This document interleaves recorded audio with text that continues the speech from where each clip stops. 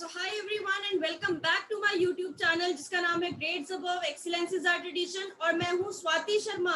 और आज जो हम यहाँ पर टॉपिक पढ़ने वाले हैं वो टॉपिक है मेजरमेंट ऑफ नेशनल इनकम, जहां पर हम कवर करेंगे अपना सबसे पहला part which is value added method.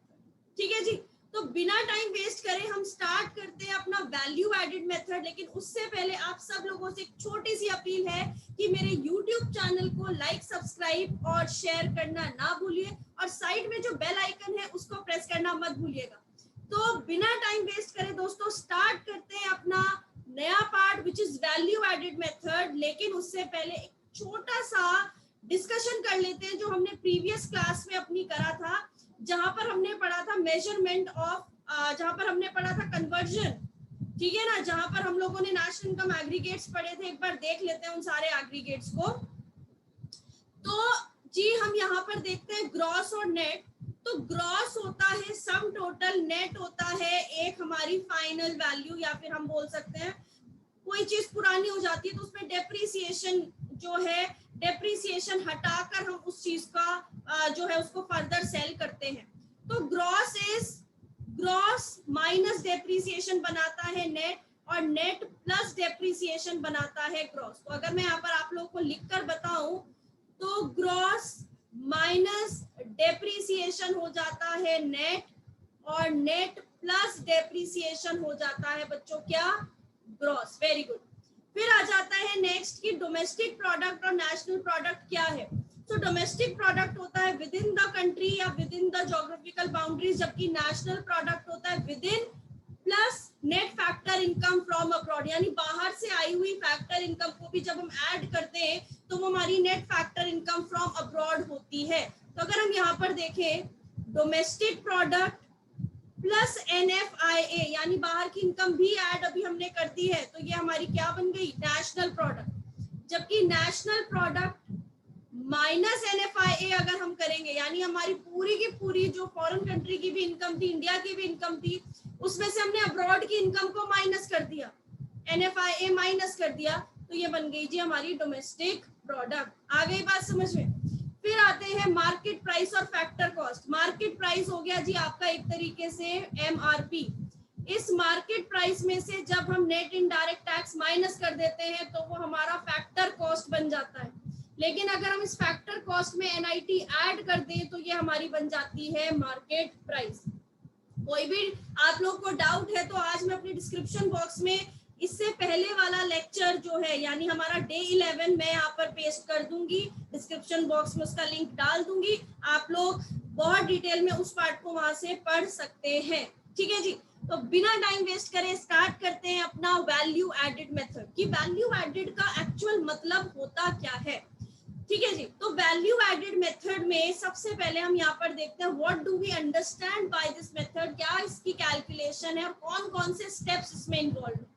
Under this method we discuss about the method and the steps। हम यहाँ पर क्या क्या चीजें देखते हैं, हम यहाँ पर देखते हैं मेथड और हम यहाँ पर देखते हैं steps to calculate value added, and another thing we see over here is precautions। कि कौन कौन सी जगह पर हमारे को कहाँ पर कॉशियस रहना है, कहाँ पर ये कुछ प्रॉब्लम क्रिएट कर सकता है। अच्छा जी, तो अभी यहाँ पर चलते हैं वैल्यू एडेड मेथड पे। Methods of estimating national income. एक होती है वैल्यू एडेड अप्रोच, दूसरी होती है फाइनल प्रोडक्ट अप्रोच। ओके, तो सबसे पहले हम यहाँ पर देखते हैं कि ये फाइनल प्रोडक्ट अप्रोच होती क्या है।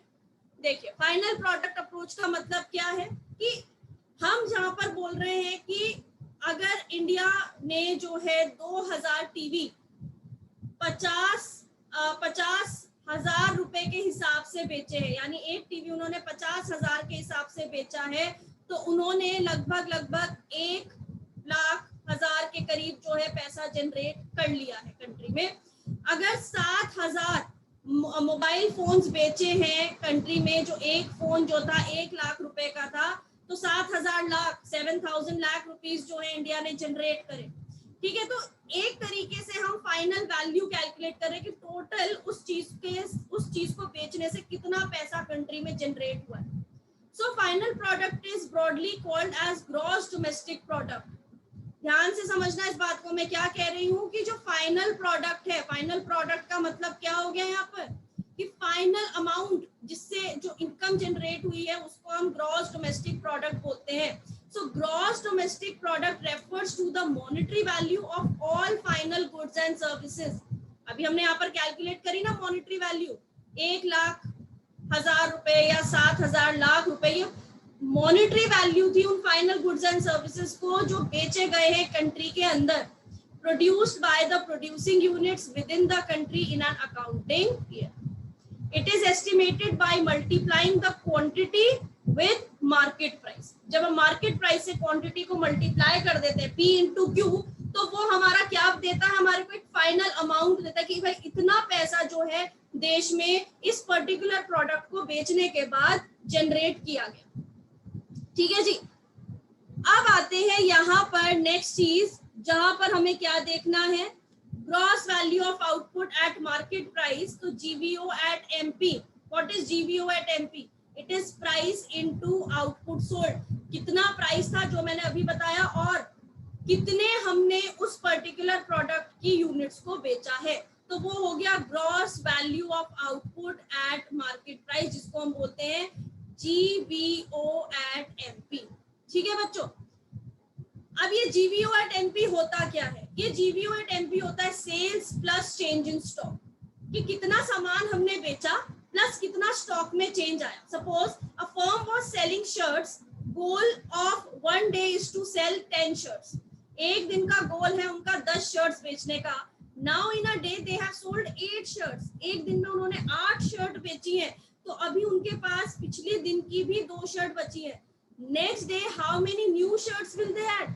उन्हें उनका टारगेट है एक दिन में 10 शर्ट्स बेचने का.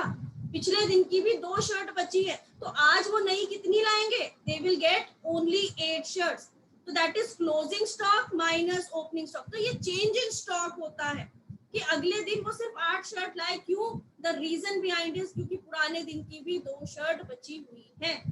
आई मेरी बात समझ में? तो gross value of output at market price से क्या बेचा, सेल्स क्या है, plus what is the change in stock, कि मैंने पिछले दिन 8 शर्ट बेची थी, अभी 2 और बची हुई हैं, तो मैं अगले दिन सिर्फ 8 शर्ट लेकर जाऊंगा बेचने के लिए.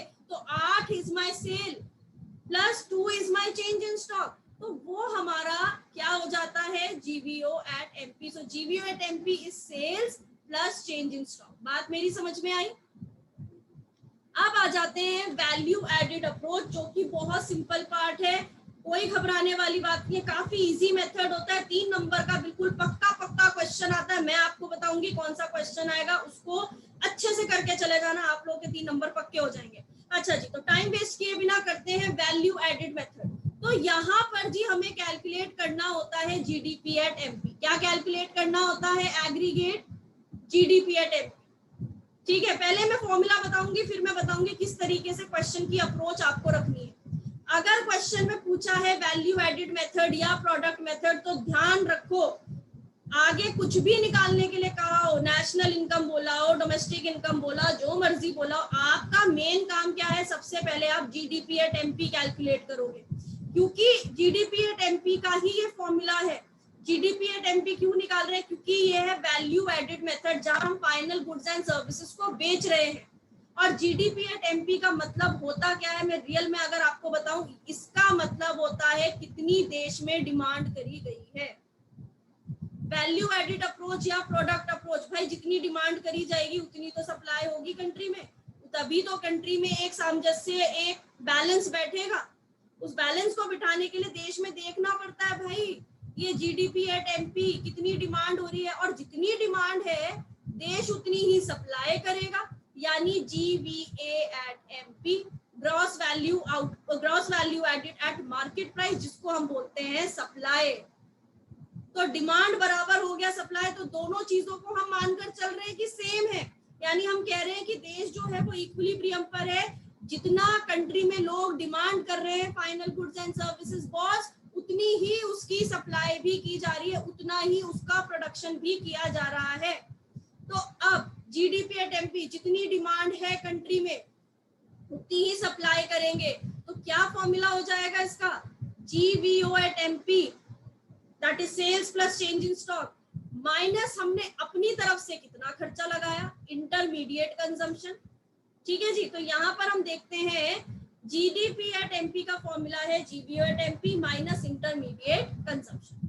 तो gross domestic product at market price refers to the total final goods and services which are sold by a country during a particular year after subtracting the cost of production. जाहिर सी बात है ना कि जैसे मैंने ये टी शर्ट अगर पहनी है, इस टी शर्ट को अगर किसी इंसान ने 500 रुपए का खरीदा था या 600 रुपए का खरीदा था, तो भाई इसमें क्या क्या चीजों की कॉस्टिंग आई होगी, कपड़े की कॉस्टिंग आई होगी, टेलर की कॉस्टिंग आई होगी, थ्रेड की कॉस्टिंग आई होगी, ठीक है ना, और आगे लोगों तक पहुंचाने की कॉस्टिंग आई होगी। तो उन सारी कॉस्टिंग को हटा दो भाई। जब आप उसको दुकान में बेचते हो, अगर सपोज 400 रुपए की कॉस्टिंग आई है और 600 रुपए की शर्ट बिकी, तो आप कहोगे भाई फाइनल प्राइस हो गया मैडम 600 रुपए। तो 400 हमने यहाँ पर इंक्लूड नहीं किया क्योंकि ये इसके बीच की बनाने की और इसको बेचने की तक की जो भी खर्चा था, ये इंटरमीडिएट कंजम्पशन था, कि ये भी इसमें ऑलरेडी इंक्लूड हो चुका है। तो अगर मैं इसको 400 को दोबारा ऐड कर दूंगी तो ये आ जाएगा 1000, जो कि बिल्कुल गलत है क्योंकि शर्ट की कीमत है 600 रुपए। आई मेरी बात समझ में? तो 400 इज इंटरमीडिएट कंजम्पशन जिसको हम इंक्लूड नहीं करते, इसको हम जीबीओ एट एमपी यानी सेल्स में से क्या कर देते हैं, वी डिडक्ट। चलो जी, अब आता है GBO at MP refers to the total monetary value of final goods and services which are sold within a country during a year. अभी जैसा मैंने आप लोगों को बताया था कि जीबीओ एट एमपी क्या होता है, प्राइस इनटू क्वांटिटी सोल्ड, यही मैंने आपको बताया था। तो ये होता है जीबीओ एट एमपी, कितना प्राइस था उसका और कितनी क्वांटिटी हमने उसकी बेची है, उसको हम जीबीओ एट एमपी बोलते हैं। फिर आते हैं next, intermediate consumption refers to the monetary value of raw material which a producer spends while producing a final good. Producer का खर्चा क्या है, तो प्रोड्यूसर का खर्चा वो ऑलरेडी अपनी फाइनल गुड में इंक्लूड करेगा, इसलिए intermediate consumption is excluded from national income. यहाँ पर लिख लेते हैं, intermediate consumption is excluded from national income. आई मेरी इतनी बात समझ में? चलो जी, वेरी गुड। अब आते हैं यहाँ नेक्स्ट पार्ट पर। तो जीबीओ एट एमपी का हमारा फॉर्मूला हो गया sales plus change in stock. Change in stock क्या होता है, closing stock minus opening stock. और इंटरमीडिएट कंजम्पशन याद रखना, इंटरमीडिएट कंजम्पशन होता है सिंगल यूज प्रोड्यूसर गुड्स। मैं यहाँ पर लिख भी देती हूँ, इंटरमीडिएट कंजम्पशन होता है क्या, it is single use producer goods. Single use producer goods. तो single use producer goods raw material में जैसे कपड़ा आ गया, ठीक है ना, बॉटल बनाने के लिए प्लास्टिक आ गई, कोई फर्नीचर बनाने के लिए लकड़ी आ गई, तो ये सारी चीजें सिंगल यूज प्रोड्यूसर गुड्स है, तो ये सब इंटरमीडिएट कंजम्पशन होगी। प्लस आप दूसरे देश से कितना ये single use producer goods import कर रहे हो, वो भी इंटरमीडिएट कंजम्पशन होता है। सो ये GDP at MP is equals to GVO at MP minus intermediate consumption. तो हमारा अगर क्वेश्चन आता है calculate national income by value added method, तो सबसे पहला स्टेप होगा आपका क्या, कि आपको इस स्टेप में निकालना होगा जीडीपी एट एमपी, जिसका फॉर्मूला क्या है, GBO at MP minus intermediate consumption. और इस जीडीपी एट एमपी को हम और क्या बोलते हैं, gross value added at market price. मतलब मैं बता चुकी हूँ, GDP at MP is demand, GV at MP is supply, demand equals to supply. हम कह रहे हैं जितना लोग डिमांड कर रहे हैं उतनी कंट्री में उसकी सप्लाई भी हो रही है। फॉर्मूला हो गया सेल्स यानी sorry GVO at MP minus intermediate consumption. GVO at MP हो गया sales plus change in stock, और चेंज इन स्टॉक का फॉर्मूला है क्लोजिंग माइनस ओपनिंग स्टॉक। अब आ जाते हैं जी यहाँ पर एक क्वेश्चन जो कई बार 3 नंबर का आता है, जिसपे किसी का ध्यान ज्यादातर नहीं जाता, कई बार 1 मार्क का भी आता है। Why intermediate consumption is subtracted from GBO at MP? Because it leads to the problem of double counting error. अब क्या होता है ये डबल काउंटिंग एरर, मैं थोड़ा सा आपको बताती हूँ। डबल काउंटिंग एरर है, सपोज फार्मर ने गेहूं उगाया, गेहूं उसने बेच दिया 10 रुपए का एक आटा बनाने की चक्की को, फ्लावर मिल। अब आटा बनाने वाली चक्की ने उसका आटा बनाया और 15 रुपए का 15 रुपए किलो के हिसाब से उसने आटा एक बेकरी की दुकान में बेच दिया। बेकरी वालों ने ब्रेड बनाई और 20 रुपए की शॉपकीपर को बेच दी और शॉपकीपर ने उस ब्रेड को फर्दर हमें 25 रुपए का बेचा। तो मुझे बताओ कि इस ब्रेड की फाइनल कीमत क्या है? आप मुझे कहोगे मैम 25 रुपए, बिल्कुल सही जवाब है। इस ब्रेड की फाइनल कीमत 25 रुपए है। अब अगर मैं इसमें 10 प्लस 15 प्लस 20 प्लस 25 करूं तो क्या ये ब्रेड की सही कीमत आएगी? आप कहोगे नहीं मैम, यहाँ पर हम इन तीनों को बेफिजूल में ऐड कर रहे हैं क्योंकि ये तो ऑलरेडी इस 25 में एडेड है। एग्जैक्टली तो अगर हम इसको दोबारा ऐड करेंगे इंटरमीडिएट कंजम्पशन को तो वो डबल काउंटिंग को लीड करेगा। So in order to get the final value of output, the intermediate consumption has to be deducted from GVO at MP. तो यहाँ पर हमारा GVO at MP कितना आया था? यहाँ पर हमारा GVO at MP आया था, एक मिनट इसको मार्क करके बताती हूँ मैं आपको। यहाँ हमारा GVO at MP आया था 10 प्लस 15 प्लस 20 प्लस 25, सारी सेल्स को हमने ऐड कर दिया, जिसमें से हमने माइनस किया कि एक्चुअल में प्रोड्यूसर का खर्चा क्या था। वो था 10 रुपए के गेहूं, 15 रुपए का आटा और 20 रुपए का जो उन्होंने बेकरी वालों ने आगे एक शॉपकीपर को बेचा, कन्फेक्शनरी स्टोर को बेचा। तो 10 प्लस 15 प्लस 20 इज व्हाट? ये इनका इंटरमीडिएट कंजम्पशन था। तो हमने 70 में से 45 माइनस किया, यानी जीवीओ एट एमपी में से आईसी माइनस किया, तो हमारे पास जीडीपी एट एमपी की फाइनल वैल्यू आ गई। तो यहाँ पर एक बार रीड करते हैं डबल काउंटिंग क्या है। तो बच्चों, double counting refers to an error which arises when intermediate consumption is added to final goods and services. Intermediate consumption जब final goods and services में add हो जाए, it is known as double counting error. तो एक number में अगर ये question आपका आ जाता है तो you have a definite answer to write over here. अच्छा, अब आ जाते हैं इस पे बेस्ड न्यूमेरिकल्स पे। अब आपका क्वेश्चन बोल रहा है कैलकुलेट एनवीए एट एमपी। अब एक चीज याद रखो, उसकी ट्रिक बताती हूँ। ट्रिक क्या है? वैल्यू एडेड और डोमेस्टिक प्रोडक्ट दोनों का मतलब सेम होता है। क्या बोला मैंने? वैल्यू एडेड और डोमेस्टिक प्रोडक्ट दोनों का मतलब सेम होता है। यानी अभी हम क्या बोल रहे हैं कि डिमांड इक्वल्स टू सप्लाई। तो ये हो गई जी सप्लाई और ये हो गई demand.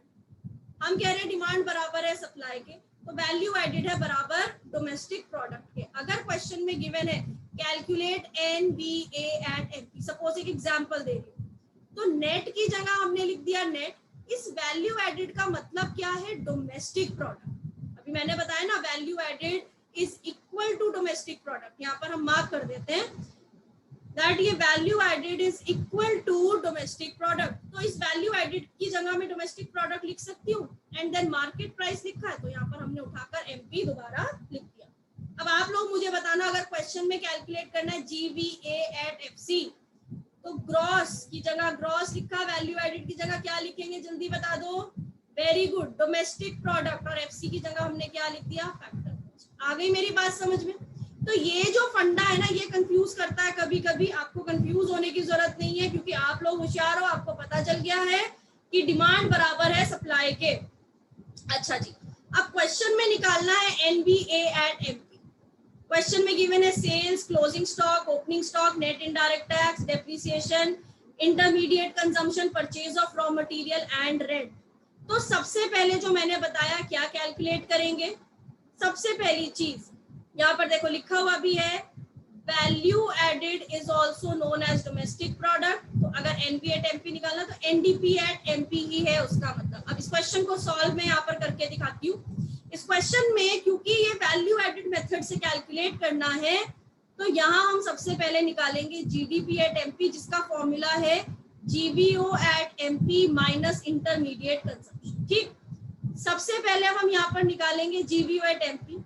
जीवीओ at MP is equals to sales plus change in stock. ये हमारा फॉर्मूला है, और चेंज इन स्टॉक का फॉर्मूला हम सबको पता है, which is closing stock minus opening stock. तो यहाँ पर देखते हैं सेल्स कितनी है जी, 90, लिख दिया 90, प्लस चेंज इन स्टॉक। तो क्लोजिंग स्टॉक गिवन है, ओपनिंग स्टॉक गिवन है, क्लोजिंग माइनस ओपनिंग, 25 माइनस 15, तो ये आ गया 90 प्लस 10, तो यहाँ हमारी वैल्यू कितनी आ जाएगी जीबीओ एट एमपी की? Very good, value will come equal to 100। आ गई मेरी बात समझ में? ये जीबीओ एट एमपी निकाला। आप देखना है जी इंटरमीडिएट कंजम्पशन, अरे वाह डायरेक्टली गिवन है, कितना 40, ये आ गया। अब हम यहाँ से जीडीपी एट एमपी निकाल देंगे, GVO at MP minus IC, it is 100 minus 40, value कितनी आ गई हमारी? वेरी गुड, वैल्यू आ गई हमारी जीडीपी एट एमपी की 60। तो जीडीपी एट एमपी लिखो या क्या लिख दो? क्या लिख दो? ग्रॉस को ग्रॉस लिख दो, डोमेस्टिक प्रोडक्ट को क्या लिख दो? वेरी गुड, वैल्यू एडेड लिख दो और मार्केट प्राइस। तो जीवीए एट एमपी या जीडीपी एट एमपी की वैल्यू आ गई हमारी 60। अब हमें निकालना है एनडीपी या एनबीए एट एमपी, जिसको हम एनडीपी एट एमपी भी बोलते हैं। अभी आप लोग गौर से देखो, हमने जो एग्रीगेट निकाला है वो निकाला है GDP at MP. Previous lecture में मैंने आपको कन्वर्ट करना सिखाया था। जिन लोगों को प्रॉब्लम आएगी आप प्लीज मेरा पुराना वाला लेक्चर देख लेना, मैं उसको डिस्क्रिप्शन बॉक्स में मेंशन कर दूंगी, just go and see that video. मैं यहाँ से थोड़ा सा कन्वर्ट करके आपको दिखाती हूँ कैसे हम करेंगे। देखिए हम यहाँ पर कन्वर्ट करेंगे ग्रॉस से net, very good, minus depreciation, domestic product to domestic product no change, market price to market price no change. So हमारा जीडीपी एट एमपी आया था 60 माइनस डेप्रिसिएशन, जो कि कितना गिवन है हमें 20, तो ये हमारी वैल्यू कितनी आ गई 40। तो N B A at MP will come equal to 40। आई मेरी बात समझ में कि कैसे कैलकुलेट करना है? ठीक है जी, वेरी गुड। अब आ जाते हैं कुछ क्वेश्चंस पे, जैसे कि यहाँ पर एक क्वेश्चन है, ये वाले क्वेश्चंस कि मैं अभी आप लोगों को कहूंगी स्क्रीनशॉट ले लो, please take a screenshot of this question and try to solve it. Very good. अब आ जाते हैं एक ऐसे क्वेश्चन पे जो कई बार हमसे एग्जाम में पूछा जाता है, ठीक है ना? देखिए जैसे अगर ये वाला क्वेश्चन है, इसको भी हम इजीली सॉल्व कर लेंगे। यहाँ पर सेल्स गिवन है आपको, ओपनिंग स्टॉक गिवन है, क्लोजिंग स्टॉक गिवन है, सब्सिडीज गिवन है, depreciation, consumption of fix capital जिसको हम डेप्रिसिएशन ही बोलते हैं, इनडायरेक्ट टैक्स। तो इन क्वेश्चन को अब आप इजीली सॉल्व कर सकते हो। ठीक है जी, मेरी बात समझ में आ गई है? अच्छा, तो इस तरीके का क्वेश्चन आप लोगों के एग्जाम में आ सकता है 3 मार्क्स का। इस क्वेश्चन का खास ध्यान रखना है आपको, क्योंकि कई बार हम इस क्वेश्चन को अंडर एस्टिमेट करते हैं और ये क्वेश्चन जो है हमारा एग्जाम में पूछा जाता है। मुझे बताओ, इतने पार्ट में किसी भी बच्चे को कोई अगर डाउट आएगा तो आप लोगों का काम क्या है कि आप कमेंट सेक्शन में आकर मुझसे इस वाले क्वेश्चन की जो भी क्वेरीज हैं आप मुझसे पूछ सकते हैं। So guys, with this I am ending my class for today.